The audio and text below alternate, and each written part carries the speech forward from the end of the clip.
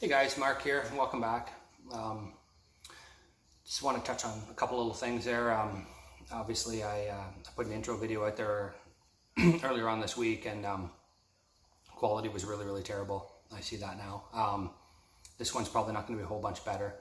I did download an editor that I'm just learning to work with now, and I was able to pick up a GoPro Hero 7 at a really good deal, and I'm gonna play around with that little bit, and see if we can't make the quality of these videos a bit better. But anyways, in the meantime, we're here back with the old Samsung. So now I labeled this video "How to Make a Fishing Boat Motor Run 8's," because essentially that's what we're really trying to do.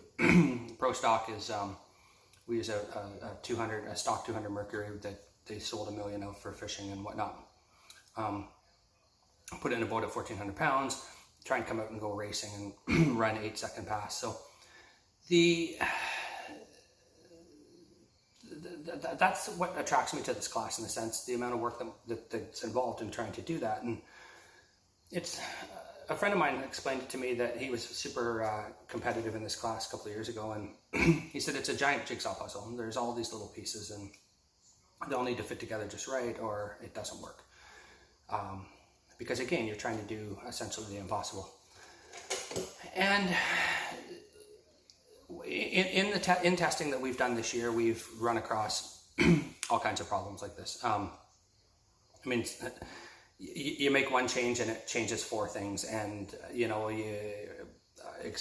get your prop to flash the way you want it to flash, and you're happy there, and then you do raise the engine 1/4 of an inch or 1/8 of an inch, and you pick up out the back, but now it pulls the prop down and that sort of thing. So you're backtracking, you're trying to figure out which do I fix? Do I leave the engine high? Do I change it? So anyways, I could make 100 videos about the things that we've tried, and the things that we failed at, and anyways, but we're getting there.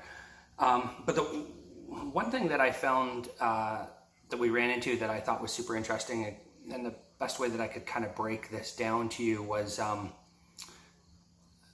this one little piece of the pie. For example, the beginning of the year when we were testing, we ran into this problem where when I would smash the boat on the hit, the EGT's, exhaust gas temperatures, in the data would look really good. They would flash up as they needed to, or climb, I guess you should say. Not too far out, they do a dirty dip. They go really rich for a second and then start to escalate back up. And there's lots of different things, I guess, that could cause that, but I had my theories. One would think that you would need that there was a hole in the fuel map that we'd want to go back in and pull a bunch of fuel out there. But I trusted the map because I know where it came from, and it wasn't really a concern. But why does this boat do that? And again, we have data in the boat, so we can see it and you can feel it. But if you didn't have data, you wouldn't even know it was really there. So I was pulling my hair out here for 3 weeks chasing this problem, and I had all different theories on why it was doing it. I thought it was a prop issue and whatnot.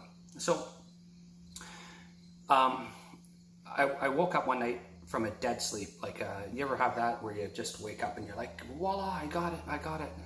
I ran out of my room and grabbed my laptop and pulled some data up, and I got looking, and sure enough, I figured out what was causing this to happen. So I'm gonna just try and get this in here and show you. So essentially, this was very early testing, no term computer in the boat yet. Well, it was in it, but it just wasn't hooked up. And there's a whole bunch of other things that go into the data, but I've kind of removed them from the screen so it's not too cluttered. So essentially, I've got map voltage here, map sensor voltage here, engine speed here, and these are my EGTs, my exhaust gas temperatures, 1 per bank. So you see here, this is where I'm idling in, and when the map sensor voltage spikes is where I smash the throttle. And if you look here, not too far out, you see this is where the air fuel curve does this big dip and then starts to climb. Like it should be like that, and it's not. It's like this. So again, in my infinite wisdom, in the middle of the night, I had this idea of the trim. I said, that's when I'm on the trim. So I bring battery voltage up to the screen and voila. Orange is battery voltage. We have about 13 volts where you see it straight line. When I would hit the trim, you can see this spike down here, right down to 11 volts. This is the duration of on time, back off. And if you look closely, you'll see that the EGT temperature, or EGTs, go rich right following my trim time. And the reason that is when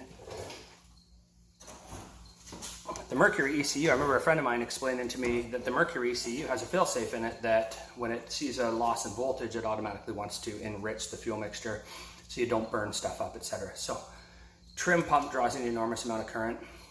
It's wired correctly, that's not a problem. There's the proper gauge, wires, etc. But it's an immediate hit to the battery. And we run these super lightweight lithium batteries, or battery, I should say, batteries now, battery then, which is cool because it's light and it's got lots of cranking voltage, fires the motor over, no problem. But there's no capacity to it. There's no surge to it. So when you hit the trim, the pump spools up, pulls the system voltage down, and then it starts to climb back up again. So I added a second battery and banked a second battery in, if you will, in parallel, and voila, voltage leveled right out because it could take the surge. We didn't add voltage, we just added storage capacity, surge capacity, I should say. And the EGT curve straightened right back out. And the boat picked up a few hundred in ET right there, actually the better part of a 10th. So